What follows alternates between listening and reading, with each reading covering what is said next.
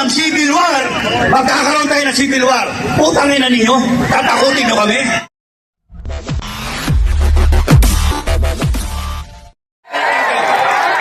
Sino man gumalaw sa inyo, kaaway natin. Kaaway natin. Huwag kayong papayag. Huwag kayong papayag na upakan tayo. Mag-opportunity ako. Huwag kayong papayag na upakan kayo. Huwag. Huwag na huwag.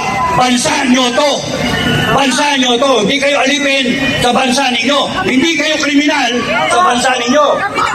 Ngayon, pangalawa. 2-3 araw ko nang pinipigilan ang FGF sa Mindanao. Kating-kati na sila. Kaya sinabi ko sa kanila, kung merong masaktan dito, babakas ang buong Mindanao. Babakas sila. Totoo yan. Nakahanda sila. At kung gusto ninyo ng civil war, magkakaroon tayo ng civil war. Putangin na ninyo. Tatakutin nyo kami. Putangin na ninyo. Saan galing ang kapangyarihan? Saan? People of the Philippines. Sa taong bayan. Saan? Sino nag-aproba ng konstitusyon? Taong bayan. Sino ang sumumpa sa konstitusyon? Presidente, down the line. AFP, PNP, Presidente, Vice President, Senator, Congressman. Lahat kayo sumumpa na you will uphold the Constitution. Ano ginagawa nyo? Bakit nyo binababoy? Tama ba na ang mandate ninyo ay kumampi kayo sa dagatik? Tama ba na kumampi kayo sa magdalakaw? Sa mga buhaya? Tama. Kaya kung ako at kami, hindi kami pwedeng janitor para linisin. Mag-apply kami sa slaughter. Alam niyo yung slaughter? Kumakatay ng baboy. Kumakatay ng baboy. Upakan namin lahat. Baboy na, binaboy tayo. Kaya, tandaan nyo mga kababayan, isa lang ang saktan sa inyo. Isa lang. Why?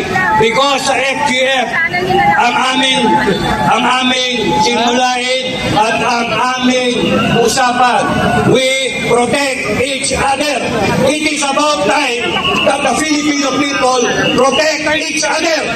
We protect ourselves from tyrants, from magnanakaw, mga droga na yan, mga buhaya, at kung kayo, AFP at PNP, magpapagamit kayo sa mali na katuyan at gagamitin yung batas laban sa amin na kami naman ang gusto namin ipatupad yung batas na yan. Eh bakit nyo kami aawayin? Isa lang ang pukpukan nyo sa amin, isa lang masaktan. Pukpukin mo si Badong. Lahat kayo, lalabanan namin. Sino? Si Badong. Kawawa naman ka, Badong. Wala si Badong. Sarap po, sir. Oh, Badong! Badong, pinapanood kita. Pinapanood kita. Kaya hindi, ang una yung pukpukin.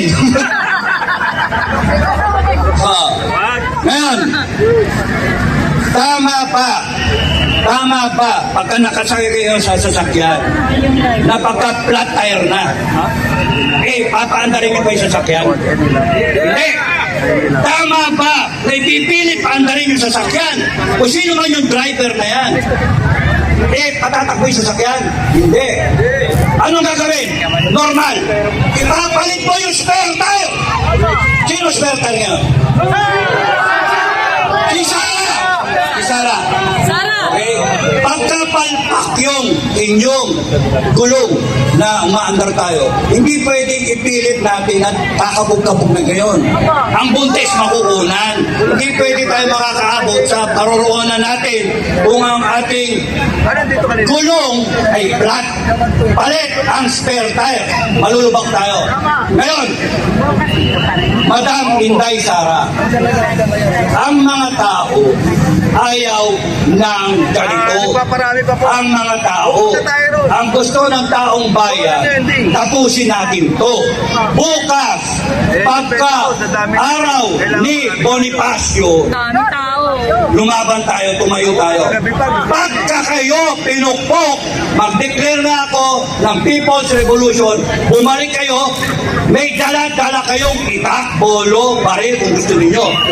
We will protect ourselves. We will protect ourselves.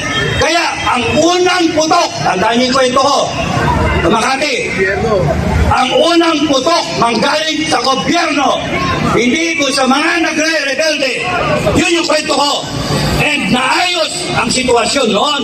Lahat sila may bala, may baril. Pero naayos.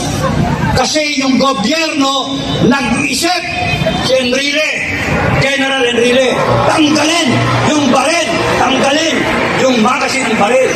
Kaya kayo na matino sa gobyerno, mag-isip kayo. Tanggalin ninyo yung bala ninyo. Tanggalin nyo yung isip ninyo na uutusan ninyo na sasaktan yung taong bayan. Kami mga Pilipino, tatayuan namin kayo.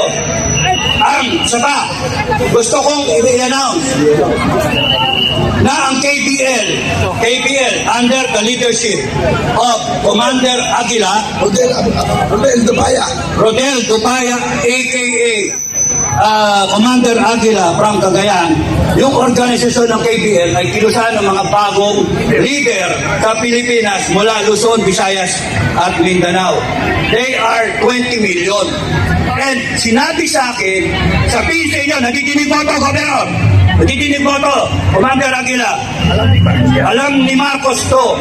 Sinasabi nila na sila, they are na-address nila ang kanilang suporta kay Bongbong Marcos. Ang KPL, all 20 million, sabi ni Commander Aguila. So, suporta sila sa FGF, Filipino Guerrilla Forces. Suporta sila sa paninindigan namin. Kaya huwag kayong matatakot. Pag kami nangyari sa inyo, I declare a people's revolution. Bumalik kayo dito, magkarmas kayo. Bumalik kayo, may kutsilyo, itak, bambo, tubo. Sinong tinakot nyo? Takot ba kayo? Mag-invite kayo ng mga kababayan. Mag-tipon-tipon dito para magdasal. Okay? Ang sinasabi ko is, kung merong mananakit sa inyo, sabihin nyo, no? Ang nangyayari kasi dito, takutan eh. Gusto ko ipakita ninyo na hindi kayo natatakot. Na nakatama kayo. Gusto ko ipakita, galit kayo. Para sila mag-react. No? Okay. Kaya ang sa akin, ang pinakamaganda rito, ituloy niyo yung ginagawa ninyo. Huwag kayong matakot. At kung gusto ng gobyerno masubukan ang taong bayan, ipakita ninyo ang strong result dito. Kayong PNP. Yun. Then, pagkatapos doon, handa-handa lang. Prepare lang. Okay? Okay na takot. Ang ba yung meron ko sasabihin, bago nyo kami disperse. Bago nyo kami disperse. Okay? So, kwento muna ako, kwento. Bear with me. Tapos noon, yung pagka balik ako doon sa EDSA. Pagkagaling ng EDSA, nasundan yung Cory Aquino ng Panay Kudeta. Kasi Queen, Black Saturday. Nandun ako, nakikita ko. Yung iba sa inyo, wala. Yung iba nga, sila Commander Bukay, sila General Simoy, yung mga iba dito, nakita nila. Nandun kami. Yung iba nag-participate. 1989, yung pinakamadugo. Ito pinakamadugo. Alam niyo lahat yun. Kudeta. Pumunta yung dalawa kong kaklase sa akin. Sa bahay. Nabi, Iging ang kilala sa akin. Iging, kasi Enrique. Iging, kailangan ka namin sumali dito sa kudeta. Sabi ko, sinong iupo? Ewan namin, compartmented. Sabi ko, putang ina, mamamatay kayo? Mamamatay sundalo nyo? Hindi nyo alam kung sino iupo. Diba karapatan ninyong malaman kung sino ang iupo? Kasi ako, karapatan ko malaman. Gusto nyo pakinabangan ako, maging commander ako, hindi ko sasapalaran yung buhay ng tao ko para i-save lang mong ganyan, and then maya-maya ako yung magsasabi sa magulang niya o sa kapatid niya o sa asawa niya, sa anak niya, sorry patay niya yung asawa mo, patay na. Nagkutite eh. Pero hindi namin alam kung sino po. That's why hindi ako sumali. Hindi ako sumali. No? Yung iba dyan na naninira, sila sumali. Sila sumali. Ako hindi sumali. Why? Because at an early age of lieutenant, alam ko na may mali. Mali! yung kudeta. Mali ang mag-destabilize ng isang gobyerno. We are being paid by the people of the Philippines to serve and protect the people, hindi mag-kudeta. Kaya yan ang sinasaksak sa inyo ngayon ng AFP ninyo at ng PNP. Hindi kudeta, hindi dapat ganon, hindi mutiny, hindi incite to sedition, incite to rebellion. Kaya huwag ninyong asahan yung AFP ninyo at yung PNP ninyo. Nakikiramdam lang sila. It is expecting too much from them kung inyong aasahan sila. Sino ang asahan nyo? Sino? Kayo! Ang bayan! Not even me! Not even me! Kayo! Kayo! Ikaw! Lahat kayo! We will draw strength from each other. Tayo! Wala tayo ibang asahan kundi tayo! Bansahan natin to! Okay. 1989. Tuloy ko na ha.